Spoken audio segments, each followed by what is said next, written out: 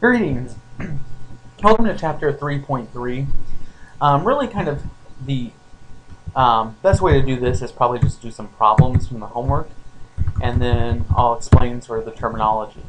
The real key here is we're going to have to learn how to do truth tables. What we've been doing so far is using symbolization to determine if a statement is true or false, if we know the truth values, and sort of guessing at it if possible when we don't.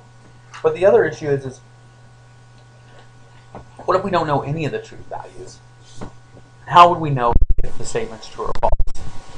And so what we can do is we can simply, sort of sit there and we can say, well, R, like for example on number 1, is just the letter R.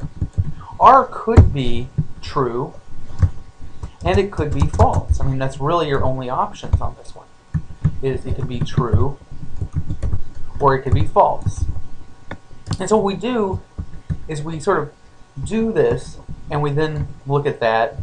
We sort of are able to look and we can say the truth value of this is it could be true or it could be false.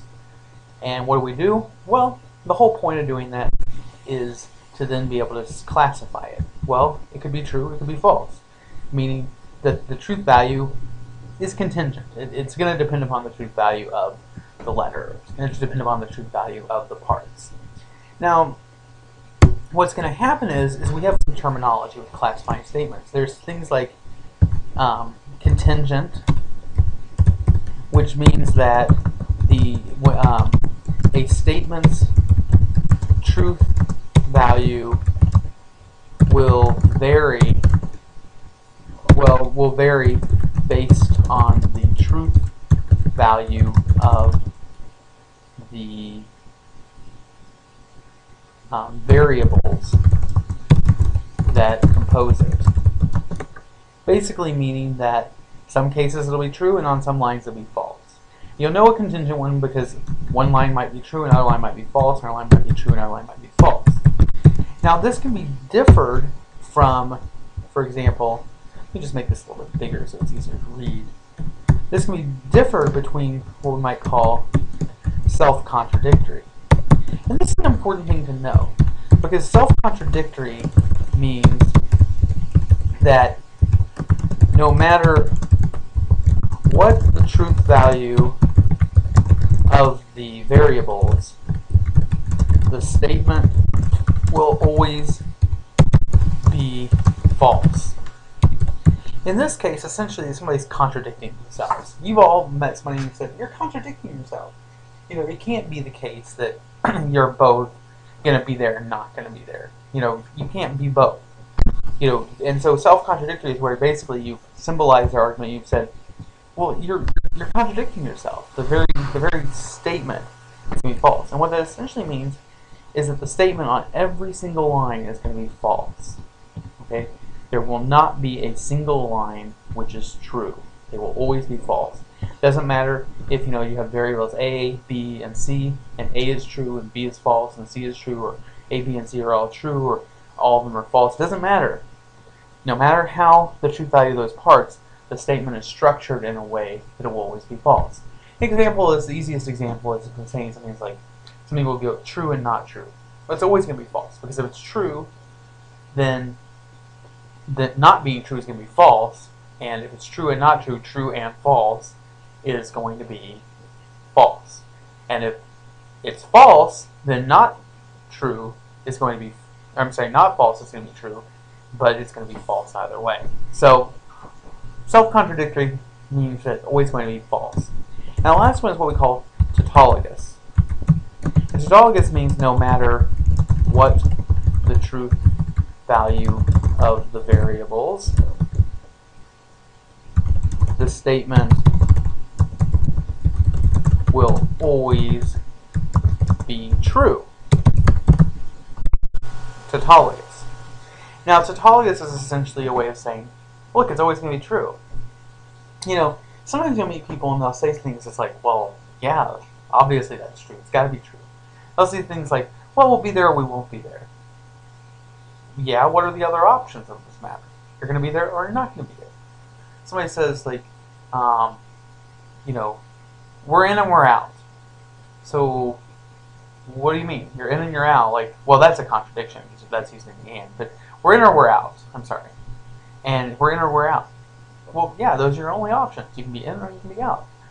So no matter what, you're right. You're either going to be in or out. And so the case is those are tautologous statements. Kind of the most humorous one I don't think you can symbolize to prove is people oftentimes say it's a tautologous statement. You'll hear all the time. You can point out when people say it.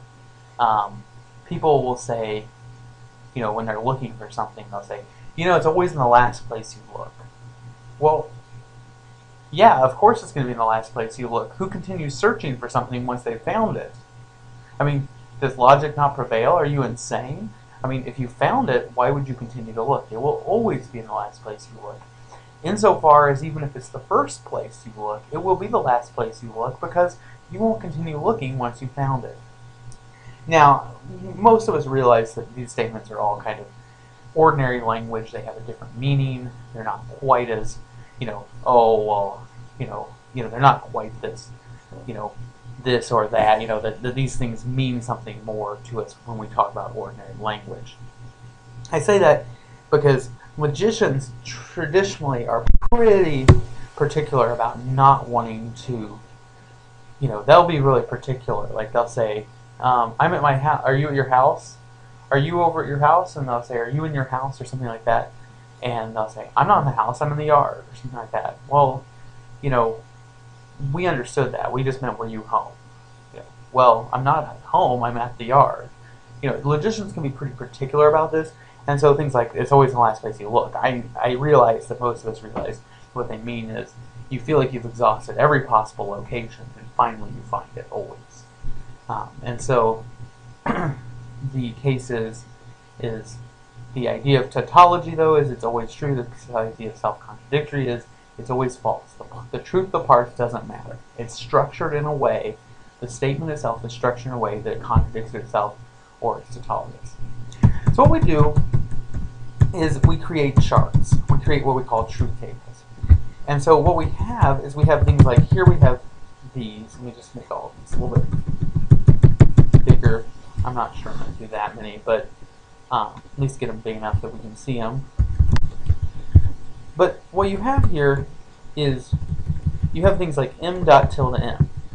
Well, what we do is, because we don't know what the truth value of m is on any line, we basically are going to create a chart that shows us every possible truth value for it.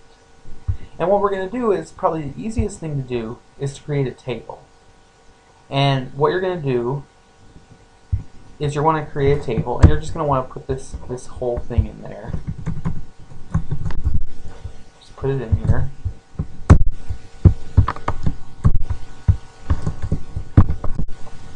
And you just go ahead and create a table, put it in here. There's your argument, okay? And we can probably just go ahead. We can probably just do the whole thing. Probably the easiest way to do it. Center it up, that way it looks nice. And what we do is we say, well, what are all the possible truth values? Well, m could be true or m could be false. And then what you do is you come over and you come to the other variable. If this variable was different, you would have to then assign the possible truth values for it, but since there's only one, it can be true or it can be false.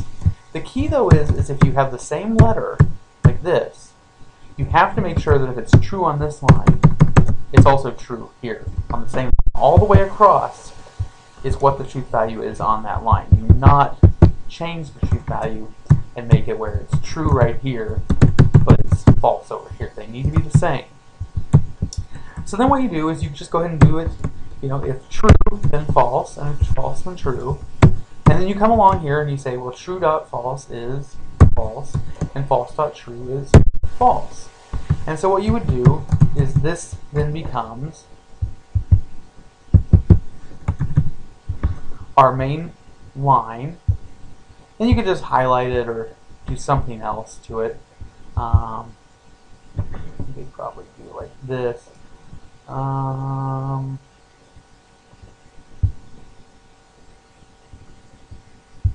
Put a box around it is usually what we would do. Something like that, so we know that's the main operator. You could do a box, you could highlight it.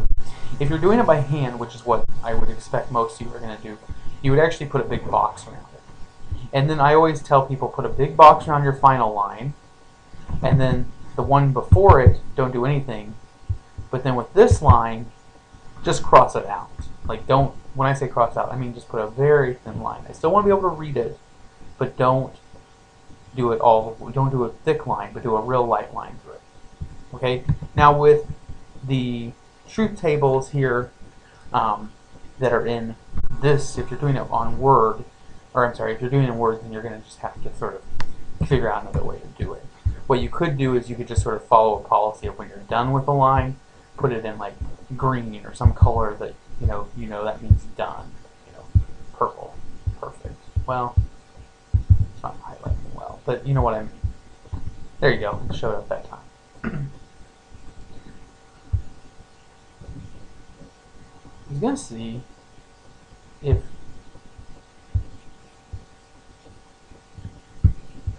you could probably do it like. Nope, that didn't work. You could just put it through with something like that. I wouldn't go quite that dark, but you could do it like, probably like gray, something like that. Would manage to do it, and that would mean you're not longer working with that, and that would tell you don't look back at that line. Okay. Now then, in this case, in both lines, on both lines, it ends up being false. So we would know that this would be self-contradictory. This statement is set up in a way that it will always contradict itself. Let's go with this one.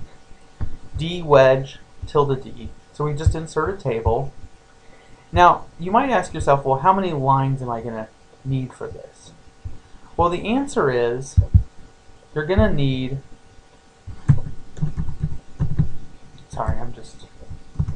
you're going to need a number of lines that is equal to 2 to the power of n, in which n is the number of unique variables you have. 2 to the power of n. And that means the number of unique variables you have. Now, to explain that a little bit better, some of you are going, what? What that means is in this case, you have one unique variable. Your variable here is d, and your other variable is d. So what you have is you have one unique variable. So 2 to the power of n, 2 to the power of n. So what you do, if you think about that, that would be raised up. That would be a superscript, right?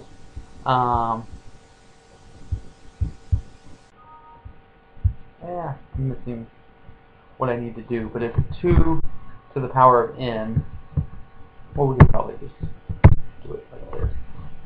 2 to the power of n means basically 2 times however many of those are. So 2 to the power of 1 is just 2, right? So that means you're going to need 2 lines.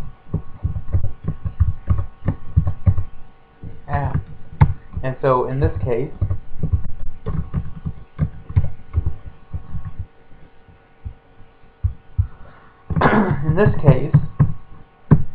you will be needing 2 lines, because in this case, to get all the possible truth values, you know that D could be true or D could be false. You come along here, that could be false, that could be true, and then come back here and make sure so you don't look back at it. You just sort of highlight and say, okay, we're not looking at that anymore. And then you come along here and false wedge true, or true wedge false is true, and false wedge true is true. And so in this case, what happens is, let's go ahead and highlight this a color that we want to use, like yellow, meaning that's our last one. Okay? And so what we're going to do is you probably would want to put a key like gray is not good, yellow is the final line. And what you're going to do is you're going to say, okay, all of these are true. No matter what, this is going to be true. So we would call this tautology. Alright, now I'm going to stop, and I'm going to go ahead and finish this up on the next, on another video.